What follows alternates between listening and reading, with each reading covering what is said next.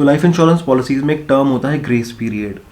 तो एक आपकी ड्यू डेट होती है प्रीमियम की, जिस ड्यू डेट तक आपको प्रीमियम पे करना होता है।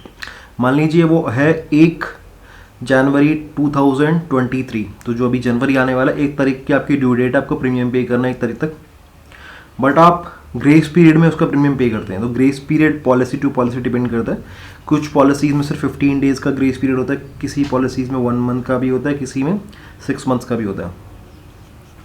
अब आपने मान लीजिए कि 1 महीना बाद प्रीमियम पे कर दिया, आपकी पॉलिसी में ग्रेस पीरियड था, आपने विद इन ग्रेस पीरियड आपने प्रीमियम पे कर दिया। बट आपने ड्यू डेट से तो 30 दिन बाद प्रीमियम पे करा है, तो 30 दिन का गैप आ गया एक। अब सुसाइड के क्लेम्स में क्या होता है कि सुसाइड में आपको 365 डेज़ का क्लॉज है कि आपने जब पॉलिसी ली उसके 365 डेज़ के बाद आपका सुसाइड का क्लेम भी एंटरटेन हो जाएगा, क्लेम पेएबल होगा। बट यही कंडीशन हमेशा कैरी फॉरवर्ड होती है।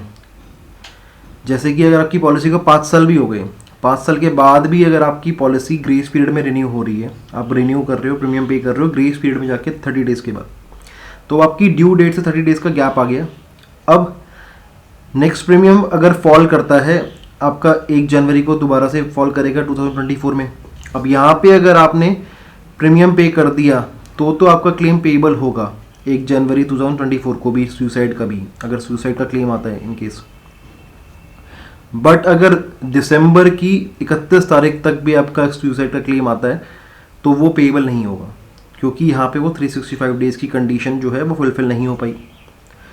क्योंकि 365 डेज़ की जो कंडीशन रखी गई है सुसाइड के लिए, वो इस वजह से रखी गई है कि सुसाइड को एक सेल्फ इन्फ्लिक्टेड एक्शन मान के नहीं क्लेम पेएबल करते, वो इसको मानते हैं एक मेंटल डिजीज़, एक साइकोलॉजिकल डिजीज़ मानते हैं, जिसकी वजह से डिप्रेशन में इंसान चला जाता है और सुसाइड अटेम्प्ट करता है। तो सुसाइड कोई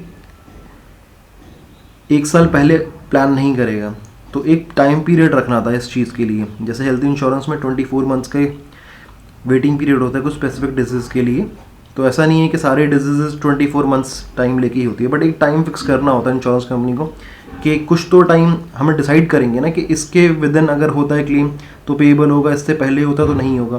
तो 365 डेज़ वो टाइम पीरियड है सुसाइड के लिए लाइफ इंश्योरेंस पॉलिसीज़ में। अगर प्रीमियम पेमेंट के 365 डेज़ के विद इन आपकी डेथ होती है तो वो क्लेम आपका पेएबल नहीं होगा अगर ग्रेस पीरियड में पॉलिसी पे करी गई है। अगर आपने ड्यू डेट से पहले ही अपना टाइम पे प्रीमियम पे कर रखा है और उसके बाद डेथ आपकी 6 मंथ्स बाद भी होती है, फर्स्ट ईयर का 365 डेज़ का तो क्लॉज रहेगा, बट उसके बाद अगर आगे के फर्दर ईयर्स में आपका प्रीमियम पेमेंट के विद इन 1 मंथ के बाद भी अगर डेथ होती है सुसाइड की वजह से, तो फिर आपका क्लेम पेएबल होगा। बट अगर आपने ग्रेस पीरियड में करा है तो ग्रेस पीरियड ऐड ऑन हो जाएगा उस 365 डेज़ में।